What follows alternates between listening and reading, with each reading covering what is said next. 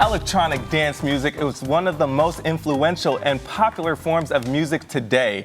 Arthur Russell was one of the pioneers of EDM, but his legacy remained fairly unknown until record producers Dustin Reid and Paul Heck of Red Hot organization got involved. Okay, they're here to tell us about their new tribute album, Master Mix, Red Hot and Arthur Russell, an upcoming show at the Brooklyn Academy of Music. Welcome, guys. Thanks so much for joining us and taking the time. Thanks for having us. Red Hot organization, how did that come about?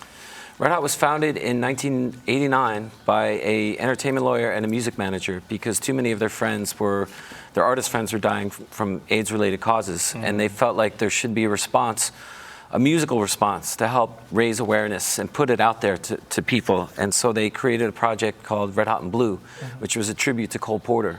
And they didn't intend to keep going, but the series has carried on, and we've produced 20 records to date.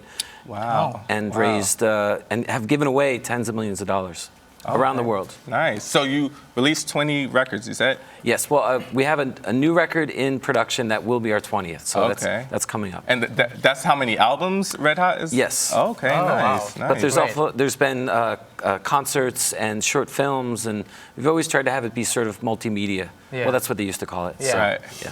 So tell us about the way you came to choose Arthur Russell as the person that you want to make this album about. How did you come to that conclusion? Because there are so many great artists in the world. Sure. It's weird. I don't want to say if you died from AIDS-related causes, you're a natural Red Hot candidate. Yeah. But it doesn't hurt, So we paid tribute to Fela Kuti. And we actually have a Freddie Mercury Queen project in development.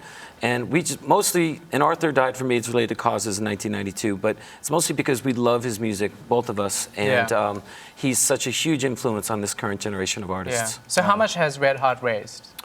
Right now it's between 12 and $13 million. Wow. Great. Not raised, given away. Yeah. That's what we've given away. There's a big distinction. You can raise and the that money. really does help towards AIDS, HIV and AIDS research and helping treat people as well. Actually, it's more like primary care and treating people, or creating awareness materials maybe in a country that didn't have any. Back in the 90s, we helped fund Portuguese language AIDS awareness material for Brazil because they didn't really have anything yet. Nice. So stuff like that, we try to fill in where we can. Nice. Okay, so why record this now?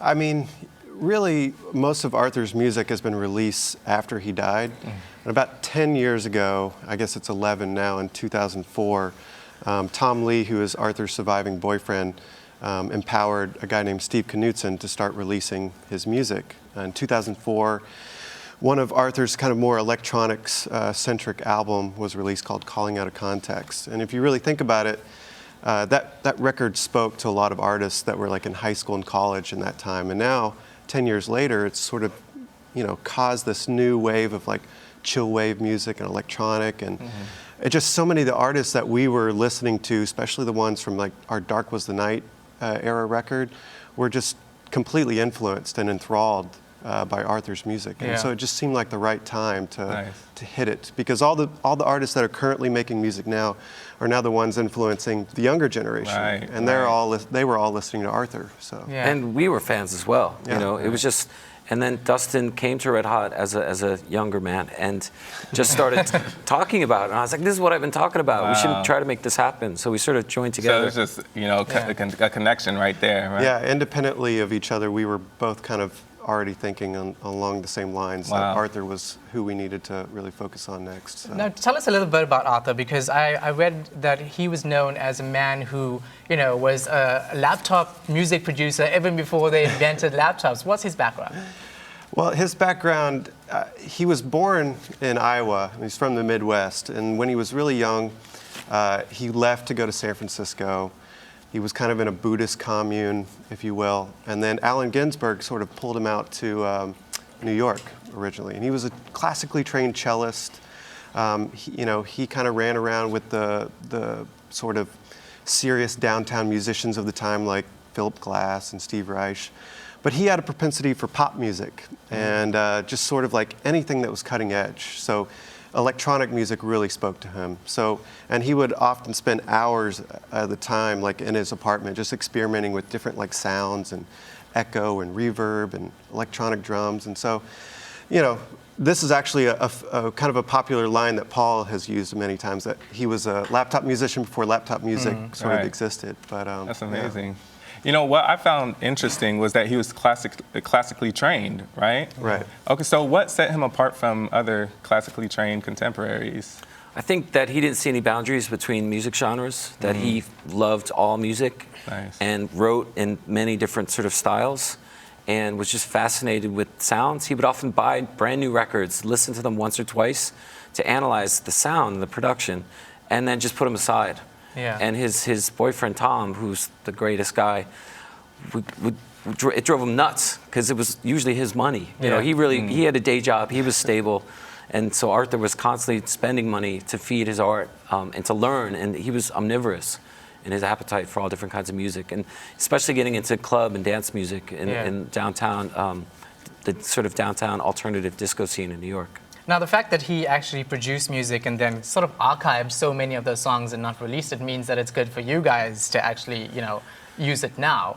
But just in terms of how influential he is, not very many people knew him, but, you know, among artists they did, but the general public didn't. Why?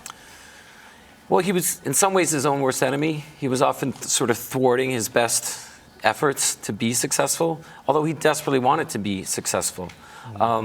And I think his eclecticism maybe worked against him as well. He was constantly like, I'm in a rock band, now I'm making a disco track. He was sort of all over the place, which is what makes him special, but maybe at the time in terms of career development was working against him. And also, like, his most popular music was kind of his disco stuff. You know, that he would be fresh out of the studio, the record would just get pressed and it would go straight to like the Paradise Garage, you know, one of the famous discotheques in the era. And that would be the first time you'd hear the songs. And a lot of the disco music were done under different monikers, like Dinosaur L, Loose Joints, Indian Ocean. And so I think most people didn't realize that this was Arthur's music, because every time it would be under a different artist name, and they didn't really connect the dots that this was all coming from him. So. Okay, so you will be having a concert, right, at Brooklyn Academy of Music? Yes, next Right? week. Okay. Friday and Saturday, the 29th and 30th. Nice. Okay, so who's going to be performing? A lot We of have- people. A lot of people. Devontae Hines of Blood Orange. We've got Jake Shears, lead singer from Scissor Sisters. Nice. Members of Arcade Fire, Richard Reed Parry. Cults, the band Cults. We've got Lonnie Hawley, Redding Hunter, Tao and the Get Down, Stay Down. I mean, it's just, it's really star-studded. So. All right. We're going to be there. Yeah, We're going to try to definitely. be there. Oh, awesome. Yeah, thanks so much. We appreciate you Oh, coming. and you had... Oh, this is the album. Oh, yeah. That's the album, right? Arthur, this is Arthur. He wore this hat that said Master Mix that a lot of people thought was a DJ music company. But Yeah. it turns out it's a Midwestern feed company. So we sort of appropriated that. And, His dad used to send him these trucker hats from Yeah. Iowa. So. All so right. we Nice. created this as sort of an homage to him. Nice. Great I stuff.